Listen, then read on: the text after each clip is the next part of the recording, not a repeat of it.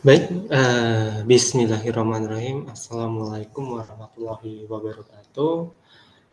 Selamat pagi teman-teman semua mahasiswa biologi angkatan 2019. Kembali lagi kita dipertemukan di mata kuliah fisiologi hewan eksperimental di pertemuan yang kedua. Nah, izinkan saya share screen terlebih dahulu untuk materi pada hari ini. Nah, hari ini nanti kita akan belajar mengenai pengenalan penanganan hewan-hewan coba. Mohon maaf, saya tidak bisa Google Meet atau pertemuan secara sinkron karena ada beberapa hal sehingga nanti terkait dengan pertanyaan-pertanyaan bisa ditanyakan pada kolom komentar. Nah, hari ini kita akan membahas yaitu tentang penanganan hewan coba, tetapi kita harus lebih tahu terlebih dahulu tujuan kenapa dalam melakukan sebuah penelitian atau riset itu kita harus bisa melakukan handling dengan cara dan baik. Alasannya seperti apa dan landasannya bagaimana, kita harus tahu prinsip-prinsipnya terlebih dahulu. Nah, eee, untuk melakukan sebuah penelitian, kita harus tahu bahwa, hewan yang kita gunakan itu harus memenuhi kaidah prinsip 3R dan 5F. Nah, masih ingat ya prinsip 3R itu terdiri dari replacement, reduce, dan refinement. Kemudian terkait dengan 5F sendiri, nah ini masih belum kita bahas. Nah, prinsip 5F itu adalah bebas atau freedom of hungry and thirsty, yaitu bebas dari rasa lapar dan haus. Nah, memang untuk bebas dari rasa dan lapar dan haus, bebas dari rasa lapar dan haus ini, kita harus tetap memberikan nutrisi yang cukup pada hewan coba. Jadi tidak boleh teman-teman semua itu kemudian mengabaikan kandungan nutrisi atau mengabaikan asupan makanan pada hewan uji. Jadi kita harus tahu kira-kira kebutuhan nutrisi pada kebutuhan nutrisi pada hewan coba itu kira-kira konsumsinya berapa. Saya kasih contoh, uh, yang namanya ayam itu dia harus memenuhi crude protein sebesar 30%. Kalau ikan itu sekitar 20%. Nah, kira-kira kalau misal pada tikus atau pada mencit itu berapa? Teman-teman harus tahu. Jadi, kebutuhan nutrisinya itu tetap terjaga. Dan kita harus tahu juga bahwa pakan-pakan yang kita berikan pada hewan uji itu juga harus apa ya, sesuai dengan perilaku dari hewan tersebut. Sehingga biasanya kalau untuk mencit atau tikus itu kita bisa pakai yang namanya pelet dibandingkan dengan pakan basah. Karena kalau pakan basah itu kan mudah basi atau mudah kadaluarsa, sedangkan pakan pelet itu jauh lebih lama. Nah, kita bisa memberikan pakan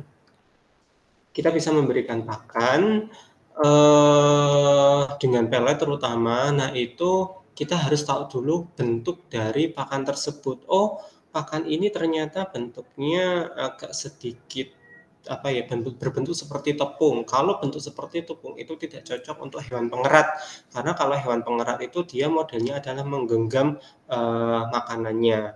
Jadi teman-teman harus tahu bentuk dari makanan dan disesuaikan dengan perilaku dari hewan tersebut.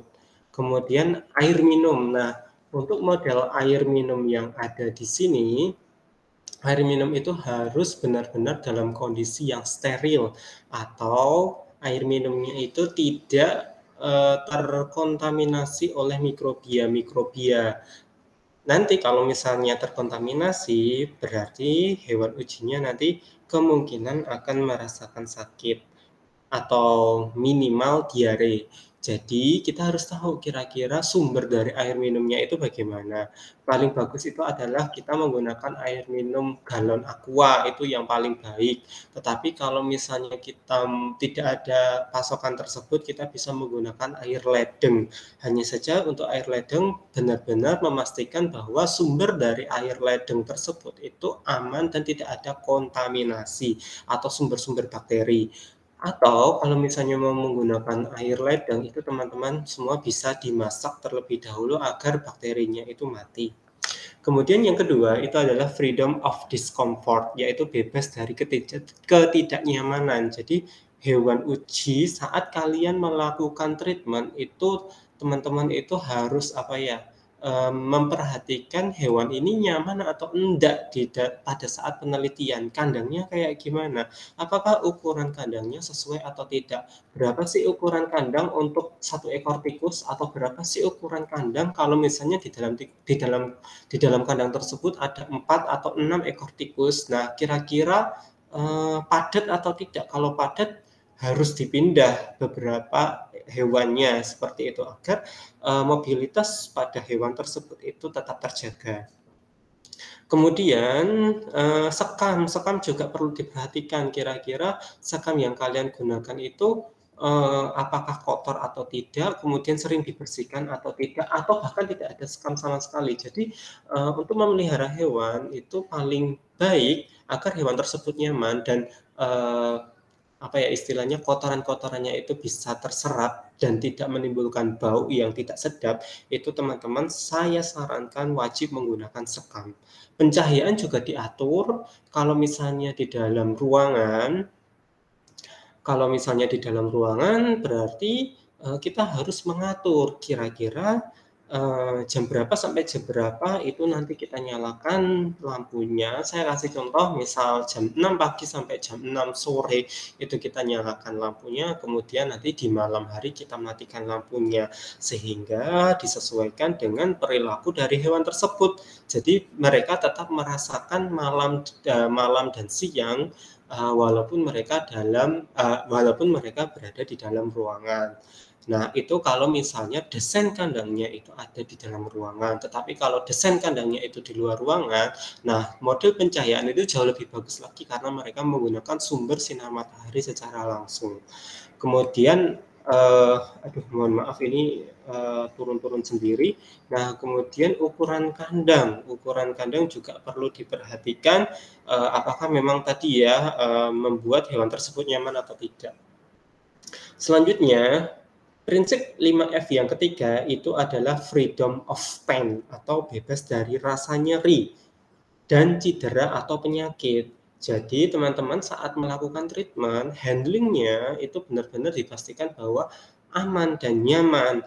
Tikus itu tidak merasa ketakutan saat kalian pegang, tikus juga merasa nyaman pada saat kalian pegang. Kalau misalnya kalian ingin membuat tikus tersebut cedera, kalian harus memastikan bahwa tikus tersebut atau hewan uji tersebut itu benar-benar meminimalisir rasa sakit yang mereka derita. Sehingga kalian perlu melakukan anestesi atau obat bius agar rasa nyeri atau cedera yang ditimbulkan itu tidak terlalu parah sakitnya. Kemudian yang keempat itu adalah bebas dari rasa takut. Jadi jangan sampai hewan ujinya ini stres semua. Kalau misalnya baru dipindah gitu ya dari tempat breeding atau baru dipindah dari tempat pembelian, nah kalian itu harus memberikan waktu untuk aklimatisasi. Apa itu aklimatisasi? Kita bahas nanti di slide selanjutnya. Nah, kemudian yang terakhir itu adalah freedom to express natural behavior, yaitu bebas bertingkah laku alami. Tadi ya, desain kandangnya itu apakah, kalau mencit itu apakah mencitnya itu bisa manjat, kemudian bisa bermain dengan teman-temannya. Nah, itu perlu kalian perhatikan. Kemudian kalau misalnya di ayam, apakah tempat air minum dan tempat wadah pakannya itu sesuai dengan ukuran lehernya atau tidak. Nah, itu juga harus disesuaikan. Dan bentuk pakannya, tadi saya sudah sebutkan di bagian freedom of hungry and distress bahwa bentuk pakan ini istilahnya menentukan kira-kira hewan ini stres atau tidak. Jangan-jangan dia nggak bisa makan karena bentuk pakannya yang berbeda. Tikus dikasih makan bentuk pelet yang seperti modelnya tepung, dia nggak bisa makan sama sekali, dia harus bentuknya itu padat, kuat seperti biskuit, nah atau misalnya bentuknya kotak-kotak bulat-bulat, nah kayak pelet gitu ya, nah itu bisa dimakan oleh tikus. Sedangkan kalau misalnya ayam tadi, model bentuk tepung itu bisa, tetapi itu adalah model untuk ayam versi starter, sedangkan untuk yang versi pertumbuhan, grower dan finisher, itu bentuknya pelet karena bentuk ukuran paruhnya itu berkembang jauh lebih besar dibandingkan pada saat dia masih anakan. Saya lanjutkan. Nah, di sini saya kasih contoh bebas dari rasa lapar dan haus. Jadi, kalau misalnya teman-teman mau penelitian menggunakan tikus nih, nah kalian bisa menggunakan berbagai macam jenis pelet. Pelet yang digunakan untuk rodensia atau hewan-hewan pengerat di apa namanya di toko peliharaan seperti hamster atau kelinci. Nah, itu bisa digunakan untuk sumber nutrisi pada tikus atau mencit yang kalian gunakan sebagai bahan penelitian. Atau misalnya kalau tidak ada itu, kalian bisa menggunakan jenis-jenis pelet pakan ayam, contohnya AD2, BR2. Nah, itu salah satu contoh pakan ayam yang kebutuhan nutrisinya sudah sesuai dengan kebutuhan dari tikus, sehingga tikus bisa diberi pakan tersebut. Nah, kalau saya kasih contoh di sini, misal pakan mencit, itu diketahui memiliki kandungan wajib ya 10% lemak, 10% protein, lemaknya 3%, seratnya 8%, dan kadar airnya 12%. Dan mencit dan serta tikus itu juga wajib ada yang namanya air minum. Jadi kalian juga harus pastikan mereka memiliki apa ya ibaratnya itu memiliki air, bukan memiliki air, mereka dapat minum. Nah, minum itu juga terserah nanti model treatment kalian untuk memberikan bentuk pakannya seperti apa. Apakah model secara ad libitum, yang dimaksud dengan ad libitum itu adalah tanpa batas, atau pemberian pakannya itu kalian memberikan secara dosis tertentu. Itu tergantung dari desain penelitian masing-masing. Nah, kemudian tadi ya kebutuhan dari hewan tersebut kalian harus tahu kira-kira berapa gram sih per hari agar dia itu apa ya istilahnya sesuai dengan kebutuhan nutrisi setiap harinya. Oke, sisanya tadi sudah saya jelaskan. Nah, kemudian untuk bebas dari rasa tidak nyaman, standar ukuran kandang mencit itu saya berikan contoh di sini. Sebentar. Oke. Nah, di sini saya kasih contoh, misalnya jika berat badannya kurang dari 10 gram, luas lantainya itu 39 cm, tinggi kandangnya itu sekitar 12,7. Nah, kalau untuk tinggi kandang itu rata-rata semuanya sama. Sedangkan kalau berat badannya gede, di lebih dari 25 cm, nah itu kalau bisa luas lantainya itu adalah 97 cm per ekor. Nah, nanti tinggal dikalikan aja kalau misalnya setiap ekor nanti butuhnya berapa. Nah, di sini juga saya kasih dua contoh bentuk sekam yang bisa teman-teman pakai, yaitu, nah ini adalah sekam padi, kemudian yang kedua ini adalah bidding, dua-duanya adalah bidding gitu ya, yang satu sekam padi, kemudian yang kedua itu adalah serutan kayu. Nah, ada plus minusnya. Untuk yang sekam padi ini dia gampang, lebih murah dan banyak kalian temukan. Sedangkan kalau yang serut ini ya kadang-kadang di toko hewan itu banyak sih gitu kan. Tetapi kalau misalnya butuhnya banyak, nah ini mungkin harganya jauh lebih mahal dibandingkan dengan sekam padi. Tetapi untuk yang serutan kayu ini dia menyerap air apa ya, menyerap air kencing atau menyerap kotorannya itu jauh lebih kuat dibandingkan dengan sekam padi. Jadi tidak menimbulkan bau pesing dibandingkan dengan menggunakan sekam padi. Uh, dan dan dan karena di sini dia lebih halus dan lebih lembut, dia nyaman saat apa namanya saat berjalan atau apa ya istilahnya berinteraksi ya, atau melakukan mobilitas di dalam kandangnya. Sedangkan yang di sini kalau apa namanya dia agak sedikit, kalau kita lihat ya bentuk dari sekam padi ini kan agak runcing gitu ya. Nah, ini agak sedikit susah nanti tikus untuk bergerak, tetapi dua-duanya sama saja dan sering digunakan sebagai bidding untuk apa namanya pemeliharaan hewan coba. Saya lanjutkan. Nah, Aklimatisasi. Ada dua istilah, yang pertama adalah aklimatisasi, kemudian yang kedua adalah aklimasi. Perbedaannya di mana? Yang namanya aklimatisasi itu merupakan suatu upaya penyesuaian fisiologi atau adaptasi dari suatu organisme terhadap suatu lingkungan yang baru. Saya garis bawahi di sini adalah lingkungan baru. Jadi, saat saya kasih contoh tikus. Saat kalian beli di tempat breeding gitu ya, di tempat peternak tikus, kemudian kalian bawa ke lab. Nah, di situ pasti antara suhu, pencahayaan, bentuk ruangan, luas kandang itu pasti berbeda, sehingga kalian harus menyesuaikan dengan kebutuhan dan kenyamanan dari tikus tersebut. Kemarin sudah saya jabarkan, kira-kira yang namanya kandang pada tikus itu harus memenuhi kriteria suhunya sekitar berapa derajat Celcius. Kemudian kelembapannya berapa, pencahayaannya seperti apa, ukurannya seperti apa, apakah ada spam atau tidak. Nah, itu dikondisikan agar tikus tersebut nyaman dan tidak stres. Jadi ada suatu upaya untuk menyesuaikan diri secara fisiologi tikusnya. Inilah yang saya sebut sebagai aklimatisasi. Sedangkan kalau yang dimaksud dengan aklimasi apa? Nah, misal kalian tadi sudah membeli banyak tikus, nah kemudian apa ya istilahnya, kalian pelihara terlebih dahulu misalnya selama 1 bulan. Nah, kemudian baru nanti kalian melakukan penelitian pasca kalian aklimatisasi. Hanya saja saat kalian nanti pindah tikusnya ke ruangan yang baru, berarti perlu penyesuaian lagi. Nah, tetapi mulai dari desain kandang, ukuran, dan lain sebagainya kan prinsipnya sama, hanya beda ruangan saja.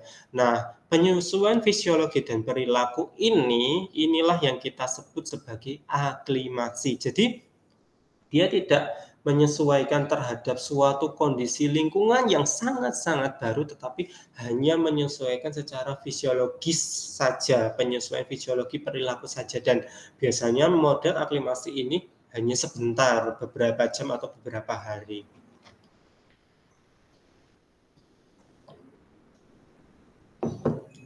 Oke, jadi kalian harus tahu perbedaan antara aklimasi dan aklimatisasi. Kalau aklimatisasi tadi sekali lagi bentuk penyesuaian di lokasi yang sangat-sangat berbeda dan membutuhkan waktu yang sangat lama, sedangkan aklimasi itu hanya memindahkan kandang saja. Nah, itu kita sebut sebagai aklimasi. Kemudian untuk mendesain kandang itu kita perlu yang namanya pelabelan. Kenapa? Karena label ini digunakan agar tidak terjadi kesalahan atau kekeliruan. Tadi ya, yang namanya tikus bentuknya sama, warnanya putih semua. Nanti perbedaan antara perlakuan 1 dengan perlakuan 2 gimana? Nanti ketukar. Nah, datanya bias, akhirnya penelitiannya jelek hasil datanya. Jangan sampai seperti itu, teman-teman semua. Sehingga kalian perlu yang namanya label. Label itu bisa menjadi 2 jenis macam. Kalian melabeli kandangnya atau kalian melabeli hewannya. Nah, kalau untuk melabeli kandang, kalian bisa menempelkan stiker, kalian bisa menempelkan kartu, atau apapun yang menjadi sumber informasi pada hewan uji tersebut. Nah, saya kasih contoh di sini, contoh kartu, kemudian nanti ditempelkan pada kandang, itu bisa berisi ya, nomor kandangnya berapa, jenis galur dari tikusnya itu apa, kemudian tanggal kelahirannya itu apa, tanggal treatmentnya itu kapan, kemudian kalau misalnya ada perkawinan, kira-kira kapan perkawinannya akan dilaksanakan, kemudian treatment atau perlakuannya apa, misalnya diberi ekstrak daun jambu mede dosis 10 mg per kilogram berat badan dalam 1 hari. Nah, itu ditulis di sini. Nah, berat badannya dalam minggu pertama, minggu kedua, minggu ketiga, minggu keempat itu selalu ditulis, sehingga kita tahu, apa ya istilahnya itu, perkembangan setiap hari, setiap minggu, atau setiap bulannya dari hewan uji tersebut. Nah, kemudian dibeli dari mana, tempat breedingnya, kemudian judul eksperimennya apa, nama penelitinya siapa. Nah, itu bisa kalian kemudian tempelkan di kandang tersebut. Inilah yang kita sebut sebagai label. Tidak boleh, dan saya pasti tidak sarankan, ya udah yang penting kita tahu aja, dikasih angka 1, 2, 3, kemudian nama peneliti. Enggak boleh seperti itu. Tapi benar-benar kalian harus mendesain kandangnya itu yang baik dan bagus, sehingga nanti kalau ada peneliti yang lain kemudian masuk ke dalam kandang kalian, oh tahu ini kira-kira perlakuannya seperti apa, treatmentnya seperti apa, kalau saya masuk ke sini kira-kira ganggu atau tidak, karena di situ jenis penelitian, jenis perlakuannya apa tertera dengan jelas gitu ya teman-teman semua. Jadi besok kalau ada yang penelitian di animal house, tolong kalian memberi pelabelan pada kandangnya masing-masing. Nah, kemudian untuk label di tubuh tikus atau label di hewan uji, gimana caranya? Ada dua proses penandaan, yaitu pelabelan sementara, kemudian permanen. Nah, untuk sementara kalian bisa menggunakan spidol marker atau bisa menggunakan asam pikrat. Yang sering saya gunakan itu adalah label menggunakan asam pikrat, menggunakan penanda warna kuning. Nah, ini bisa dikasih di bagian tubuh mencit, misalnya di sini saya mencit punya saya gitu ya. Nah, itu dikasih labelnya. Nah, asam pikrat ini bisa kalian labelin, misalnya ya dalam satu kandang itu kemudian ada 6 ekor. Nah, 6 ekor itu kira-kira kita kasih labelnya gimana? Oh, kita kasih asam pikrat di bagian kepala, itu adalah hewan 1. Kemudian hewan 2 itu kita kasih di bagian punggung. Hewan 3 kita kasih di bagian ekor. Nah, pangkal ekor misalnya. Nanti hewan 3 pangkal ekor ya. Hewan 4 dikasih kepala dan punggung. Kemudian hewan 5 punggung dan ekor, hewan 6 kepala, punggung, ekor, atau malah tidak dikasih asam pikrat sama sekali. Nah, itu boleh dijadikan sebagai penanda. Nah, ini salah satu contoh menggunakan spidol marker gitu ya, dikasih penanda, tetapi saya belum pernah mencoba sendiri. Biasanya saya menggunakan asam pikrat. Saya takutnya kalau spidol marker nanti agak sedikit mudah untuk hilang. Kalau permanen gimana? Kalau permanen kita bisa menggunakan tindik telinga. Dilakukan pada hewan yang berusia lebih dari 14 hari. Karena telinga setelah 14 hari itu berkembang sempurna. Jadi jangan gunakan untuk tikus yang baru lahir. Kasihan sekali kalau langsung ditindik. Nah, ini bisa menggunakan alat penindik khusus dan teman-teman harus latihan terlebih dahulu, jadi jangan ngasal karena ini akan menimbulkan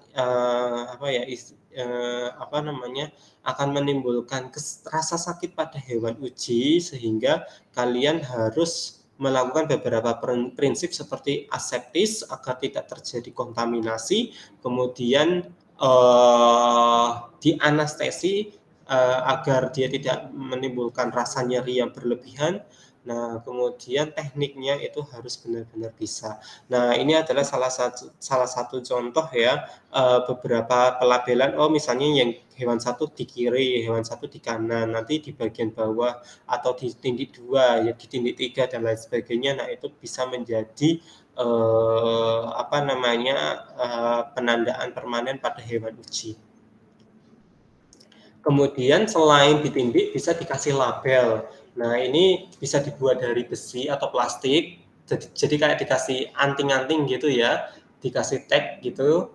Tetapi biasanya agak menimbulkan iritasi dan menimbulkan ketidaknyamanan karena tikus menjadi merasa kayak nggak nyaman, ada sedikit berat sebelah atau kemudian mengganggu perilaku dari hewan tersebut. Jadi ini agak sedikit jarang digunakan. Kemudian tato juga bisa. Nah, di tato biasanya kalau pada tikus atau pakai mencit gitu ya di bagian ekornya, karena di sini bulunya tidak tumbuh, jadi kalian bisa tato di bagian ekor. Nah, contohnya seperti ini, nomor-nomor identifikasi. Dan yang terakhir adalah microchip, relatif harganya mahal, tetapi tidak invasif atau tidak menyakitkan pada hewan uji karena ukurannya kecil, kemudian di dalamnya ada data-data untuk membaca secara elektronik. Nah, ini adalah ukurannya. Teman-teman biasanya kalau tahu yang namanya arwana super red gitu ya, kemudian dia memiliki microchip. Nah, microchipnya itu sama digunakan pelabelan di sini. Jadi di dalam microchip tersebut data-datanya itu istilahnya itu cukup jelas dan banyak sekali informasi pada microchip dibandingkan dengan yang lain hanya misalnya sumber angka saja atau tato atau 398, 378 cuma hewan. Tapi kalau di sini sumber datanya cukup banyak, mulai dari tadi ya seperti yang ada di sumber informasi yang ada di dalam kandang, di dalam kartu tanda kandang atau label kandang itu bisa dimasukkan datanya di microchip. Bahkan sampai dia itu gennya seperti apa, lahirnya di mana, kapan dia breeding, kapan dia itu diberikan treatment, umurnya berapa bulan, itu bisa semuanya masuk ke dalam data microchip. Baik, agar tidak menimbulkan rasa tidak nyaman dan hewannya itu enak-enak aja gitu ya dikasih perlakuan, kalian juga harus bisa melakukan yang namanya handling atau pengendalian hewan. Nah, kenapa? Karena yang namanya keberhasilan melakukan suatu prosedur penelitian itu sangat bergantung pada kemampuan memegang dan mengendalikan hewan. Tikus mudah merasa stres, bahkan bisa mati, sehingga perlu teknik yang tepat, nyaman, aman bagi para personel.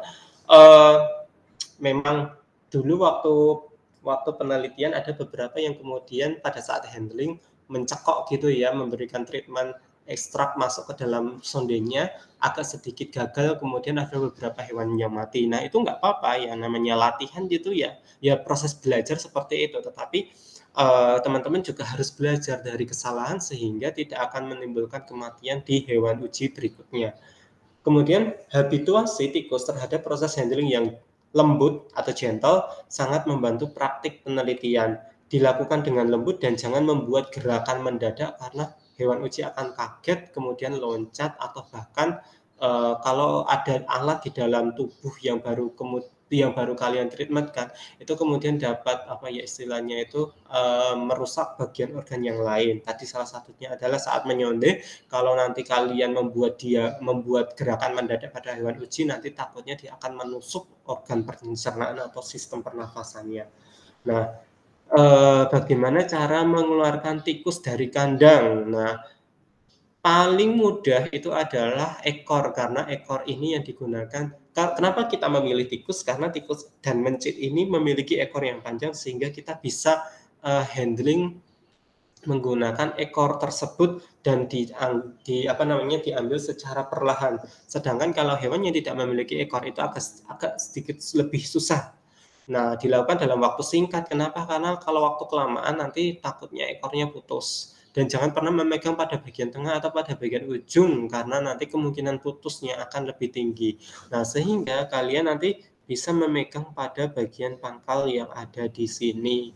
Nah, kita contohnya ya, nanti saya akan kasih contoh bagaimana cara mengambil tikus di dalam kandang.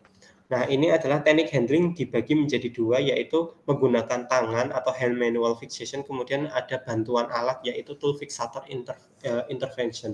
Nanti kita coba kasih contoh dua cara tersebut.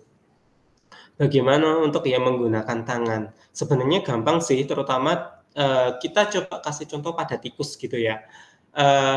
Teman-teman harus menggunakan tangan yang tidak dominan dalam memegang tikus. Kalau misalnya orang kidal, berarti yang tidak dominan adalah tangan kanan, sedangkan orang yang biasa berarti yang tidak dominan adalah tangan kiri. Kenapa saat memegang tikus menggunakan tangan yang tidak dominan? Karena nanti tangan kanan kalian itu digunakan untuk treatment, atau misalnya kalau kalian mau mencekoi berarti kalian mencekok menggunakan tangan kanan. Susah kalau misalnya kalian mencekok menggunakan tangan yang kalian tidak biasa atau tidak dominan. Jadi hewannya dipegang pada tangan kiri, sedangkan alat sondenya itu dipegang pada tangan kanan.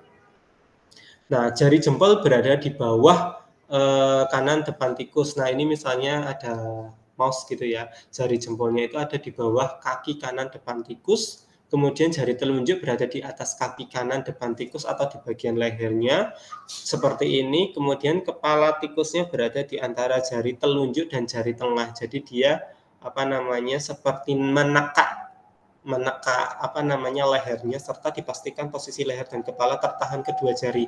Kalau misalnya dua jari ini tidak bisa menahan leher dari tikus dan tikus itu memiliki kesempatan untuk menengok kiri dan kanan, nah kalian mereka ada kesempatan untuk menggigit tangan kalian. Jadi pastikan bahwa dua telunjuk ini itu kuat dan membuat tikus tersebut tidak mati dan dia tidak bisa menengok ke kiri dan ke kanan. Nah, saya kasih contoh seperti apa. Nah, di sini saya kasih contoh ya. Nah, ini kalau nggak takut kayak gitu ya, nggak gelian gitu merambat di tubuh kalian, it's okay. Nah, tadi ya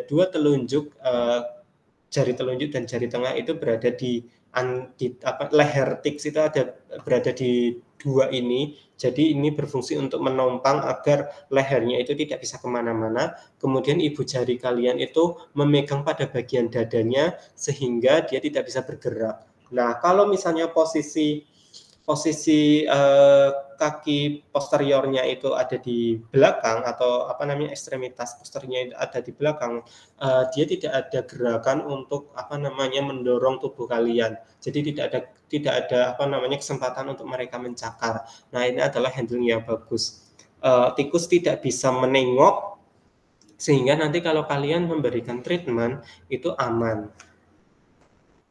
Nah, saya kasih contoh video pada saat handling tikus.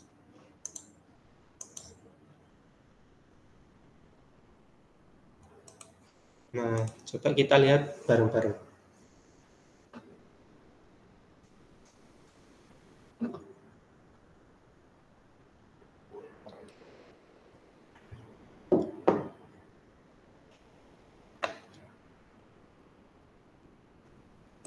Nah, tadi ya tempat breedingnya ya.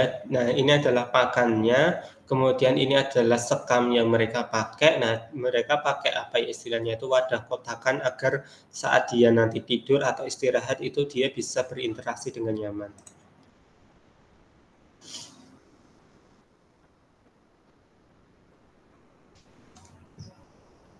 Nah, kalau takut kalian bisa modelnya seperti ini. Bagi teman-teman yang punya kucing di rumah itu tahu ya bagaimana membuat hewan tersebut merasa nyaman. Nah, kalian bisa garuk-garuk pada bagian punggungnya, itu sangat disukai pada hewan yang memiliki bulu terutama.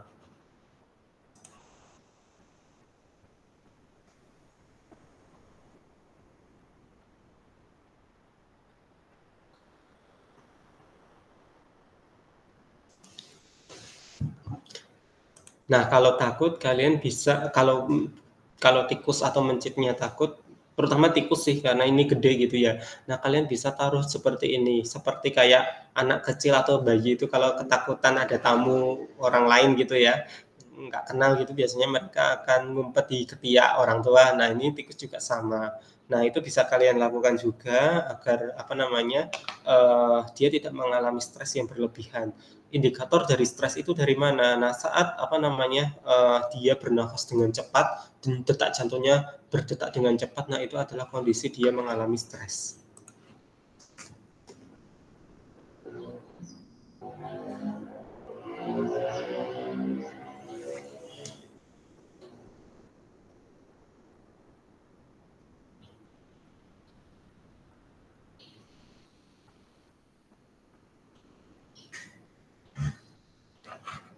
Nah, ini adalah model handling yang kedua, tetapi ini tidak bisa kita gunakan pada saat nanti kita memberikan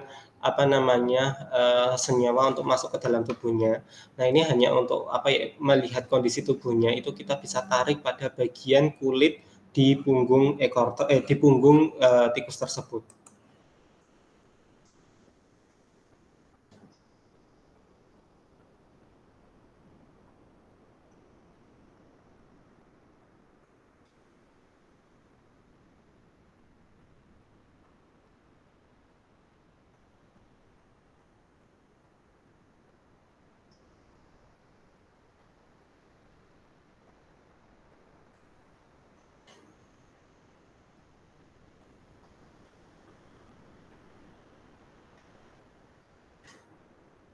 Oke, gitu ya.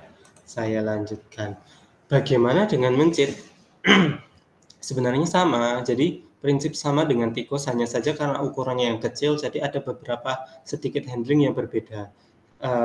Secara alami memang mencit cenderung menggigit bila mendapatkan perlakuan kasar. Jadi hati-hati bagi teman-teman yang memilih hewan mencit gitu ya.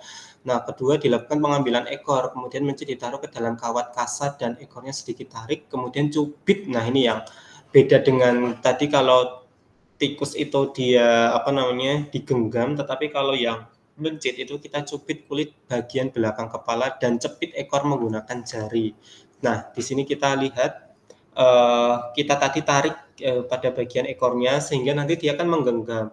Itu membuat bagian tubuh dari mencit itu akan lurus dan mudah untuk kita mencubit. Nah, di poin B ini kita mencubit pada bagian punggungnya, kulit di bagian punggungnya. Nah, kemudian kita lihat pada bagian apa namanya permukaan tubuhnya. Nah, kalau model treatmentnya seperti ini, nah modelnya dicubit kayak gini ya. Nah, nanti kalian bisa injeksi misalnya kalau mau memasukkan secara oral gavage gitu. Nah, itu bisa. Kita lihat videonya. Bagaimana cara handling menggunakan mencit.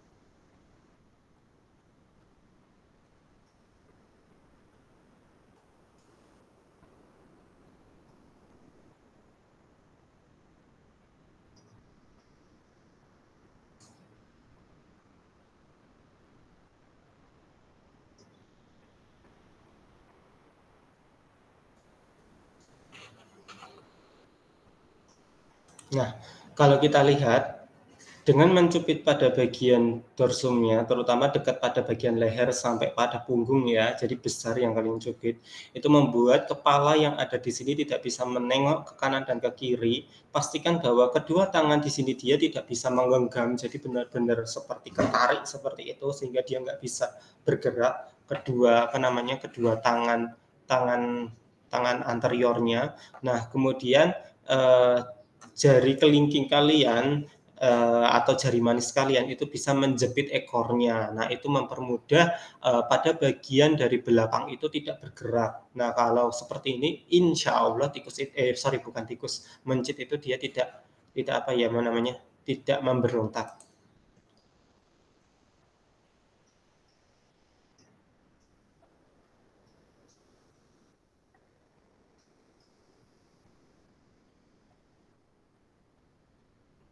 Oke. Nah, itu contoh handling tikus dan mencit gitu ya. Bagaimana dengan kelinci? Karena kelinci ini gede, biasanya dia kebiasaan mencakar dan menggigit, bahkan biasanya menendang, sering memberontak dengan kaki belakang sehingga dapat menyebabkan luka pada dirinya sendiri. Jadi hati-hati kalau misalnya pakai kelinci. Menggenggam bagian belakang kelinci sedikit ke depan di bagian tubuh, angkat kelinci kemudian disangga. Biasanya butuh peralatan khusus. Nah, modelnya seperti ini. Jadi, nah ini contohnya misalnya diangkat kemudian disangga gitu ya, agar mereka tidak memberontak. Kalau modelnya seperti ini kan mungkin kalian hanya memindahkan dari kandang ke kandang yang lain, tetapi kalau ingin misalnya mencukur atau melakukan treatment itu kan butuh alat-alat khusus atau bahkan membuat apa ya suatu treatment yang agak sedikit menyakitkan. Nah, itu kalian bisa menggunakan apa namanya tools atau alat untuk apa namanya handling. Nah, ini adalah satu alat yang digunakan untuk handling. Jadi kalau misalnya mau melakukan treatment, insya Allah lebih apa ya istilahnya jauh lebih fokus dan tidak membutuhkan waktu yang relatif lama karena kita bisa langsung cepat untuk handlingnya. Hanya saja memang kita harus membutuhkan alat-alat tersebut. Itulah hand manual fixation. Kemudian karena tadi kita membahas alat gitu ya pada apa namanya pada kelinci, jadi kita coba melihat pada bagian tool fixator intervention. Jadi kalau misalnya tadi ada nggak sih alat-alat yang membuat kita lebih mudah? Ada. Nah, ini salah satunya adalah restrainer untuk mengendalikan dan memposisikan hewan.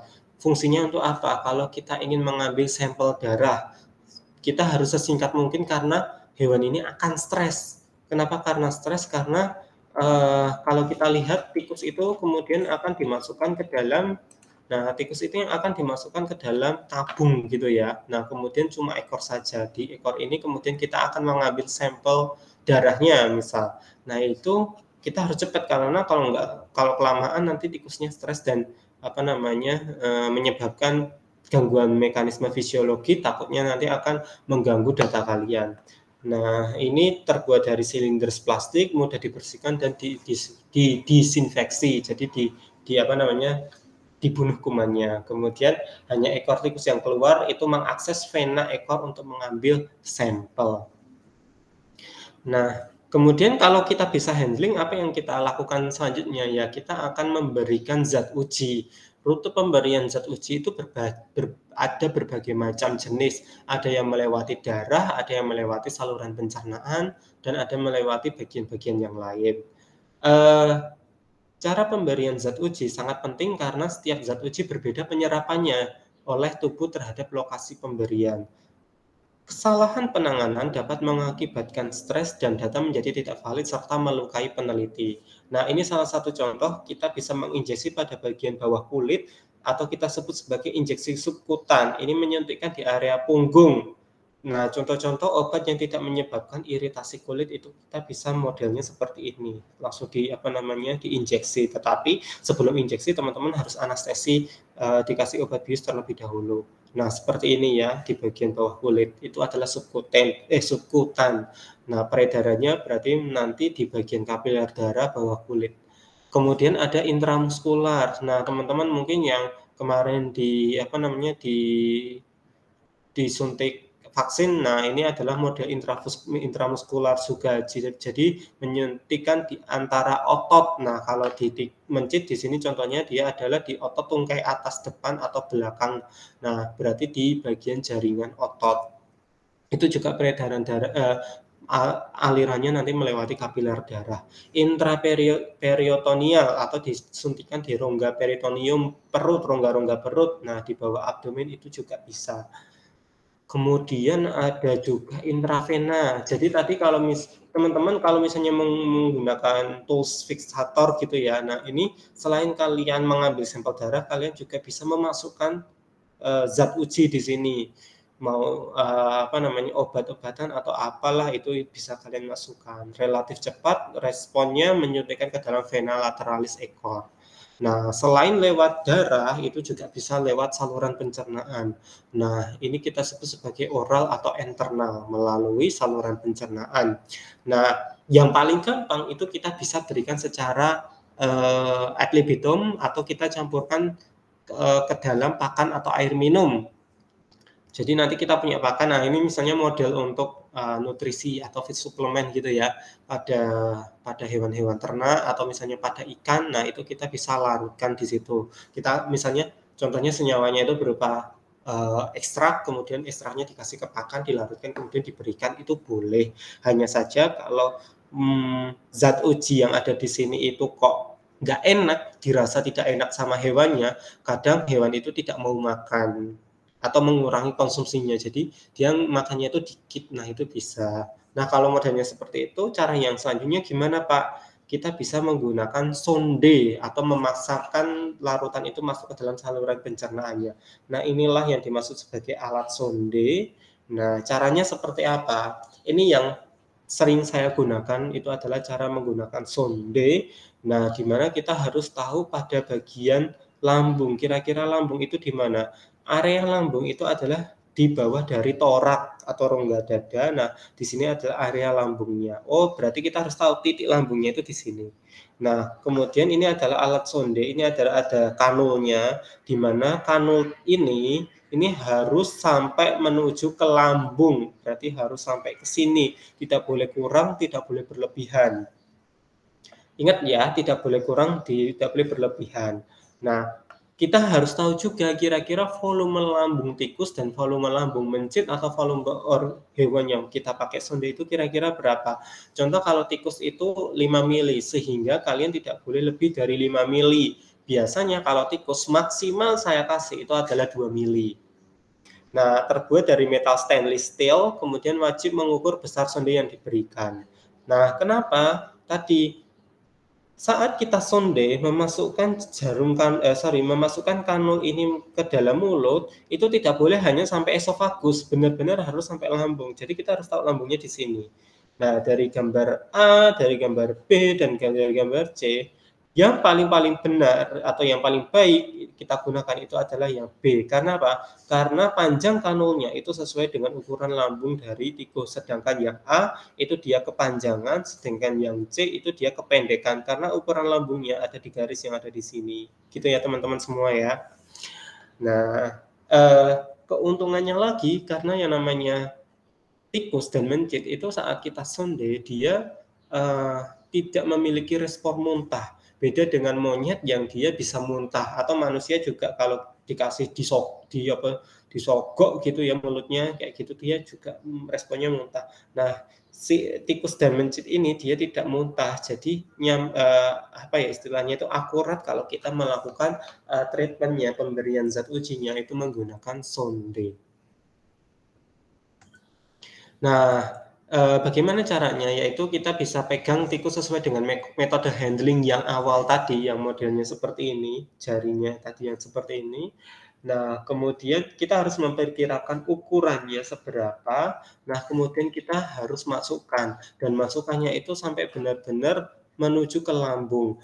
Dan modelnya saat kita memasukkan itu, jangan kalian memaksakan untuk memasukkan secara paksa, tetapi ada suatu respon menelan mencit atau tikusnya secara pelan-pelan gitu ya, menelan menelan secara pelan-pelan. Nah, itu adalah cara yang benar. Tetapi kalau kalian paksa, itu kemudian akan menusuk saluran pencernaannya dan kemudian dia akan mati secara langsung. Gitu. Jadi memang di sini butuh latihan untuk menyonde tikus. Nah, jika sudah mencapai kedalaman yang diperkirakan, masukkan zat ke lambung, kemudian kalian tekan sondenya, kemudian kalian angkat sonde lambung, sondenya tersebut. Nah, gini ya. Jadi benar-benar karena tadi kita sudah tahu ukurannya itu sampai lambung, ujung kanulnya itu dasar dari kanulnya itu sampai mulut. Nah, ini berarti sudah sampai ke sana kemudian kalian tekan, kemudian nanti tarik. Jangan dipaksa. Nah, di sini saya kasih contoh gambarnya.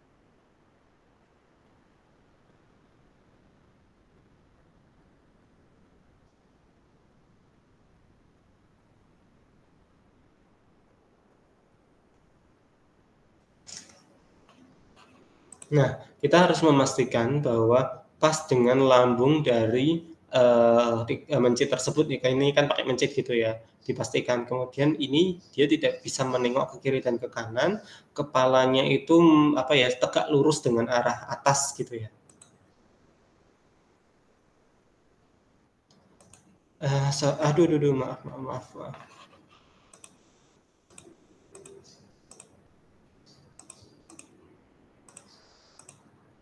Nah, pelan-pelan ya, pelan-pelan, jangan dipaksa biar dia membuka mulutnya sendiri saat dia membuka masuknya, kemudian,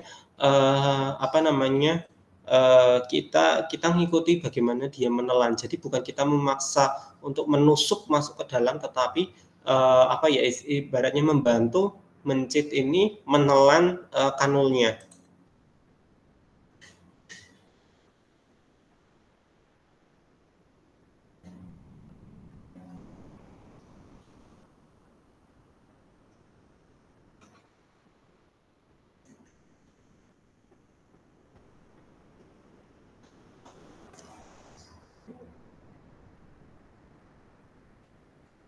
Oke, baik. Modelnya seperti itu. Nah, selain itu, apa yang bisa kita lakukan? Banyak sekali, senyawa-senyawa atau bukan senyawa sih, tetapi sampel-sampel yang kita bisa ambil, salah satunya adalah sampel darah. Nah, nanti untuk sampel darah sebenarnya, eee, pertemuan minggu ketiga ya dipelajari dengan banyak gitu ya, tetapi mungkin di sini saya kasih contoh bahwa ada berbagai macam contoh, pengambilan sampel darah seperti pada bagian vena, arteri, atau kardiak pancer, yaitu mengambil darah dari jantung. Nah, kemudian ada sinus orbitalis. Nah, mungkin besok kita mencoba praktikum mengambil sampel darah pakai sinus orbitalis ya, karena ini tidak paling invasif, mungkin agak ngeri bagi teman-teman semua, tetapi ini sebenarnya cara aman kita ngambil sampel darah dari tikus gitu ya. Jadi mengambil darah dari, apa namanya, dari kapiler darah di belakang matanya. Jadi kita tusuk menggunakan hematokrit. Nah, di sini seperti, apa namanya, tabung, ada rongganya, nanti kemudian darahnya akan mengalir. Nah, kapiler darah ini nanti kita tusukkan, nanti darah akan keluar menuju ke kapiler darahnya. Ke hematokritnya. Ini kita bisa gunakan untuk yang, model, sinus orbitalis. Kalau kardiak pancer itu kita tusuk di bagian jantungnya. Nah, ini kemudian kalau yang di sini kita ambil pada bagian, ekornya. Nah, kalau anestesi apa? Treatment-treatment seperti mengambil sampel darah, kemudian treatment untuk membuat luka, atau treatment untuk mencukur dan lain sebagainya, itu kan agak sedikit, apa namanya, agak sedikit membuat sakit hewan uji, sehingga kita perlu yang namanya bius. Nah, anestesi ini adalah bius, banyak sekali obat bius gitu ya, contohnya barbiturat, ketamin yang kita injeksi secara intramuskular atau kita suntikkan, atau kita bisa menggunakan inhalasi, yaitu menggunakan, apa namanya, saluran pernafasan, contoh kita bisa menggunakan ether dan kloroform. Nah, kita menggunakan cooling bottle, tetapi ini sekali lagi bius ya, bukan membunuh, jadi hanya membius. Sedangkan kalau untuk mengakhiri hewan uji, kita sebut sebagai eutanasi. Nah, eutanasi ini adalah mengakhiri hidup hewan coba, misalnya kita ingin membedah organnya, nah itu kita bisa melakukan yang namanya eutanasi. Bisa kita gunakan secara dislokasi leher, kita bisa gunakan gas karbon dioksida, CO2 ditempatkan ke wadah, jadi dia akan kehabisan oksigen, atau kita menggunakan alat pemotong kepala, dekapitasi, atau overdosis. Jadi kita menggunakan tadi obat anestesi yang sudah saya kasih contoh di slide sebelumnya, tetapi kita kasih dengan dosis yang tinggi sehingga mereka dapat mati. Nah, itulah yang kita sebut sebagai eutanasi. Nah, eutanasi, anestesi, dan bagaimana cara pengambilan sampel darah nanti kita akan pelajari di minggu ketiga bersama dengan Ibu Wulan. Nah, ini adalah nekropsi, ini teman-teman kemarin sudah pelajari ya waktu belajar anatomi, bagaimana cara membedah, bagaimana cara mengambil organnya, kira-kira organnya seperti apa aja. Nah, kemudian pelajari bentuk dari organnya. Nah, kira-kira bagian mana sih yang ingin kita teliti, yang kita ambil sampelnya. Nah, mekanisme proses membedah itu kita sebut sebagai nekropsi. Mungkin itu saja dari saya terkait dengan pertemuan hari ini.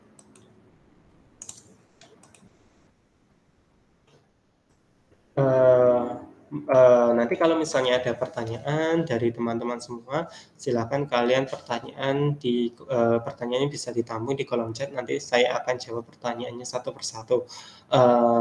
Dan nanti saya akan berikan tugas, yaitu saling menjawab antar pertanyaan. Nanti tugasnya saya share juga di bagian di Google Classroom.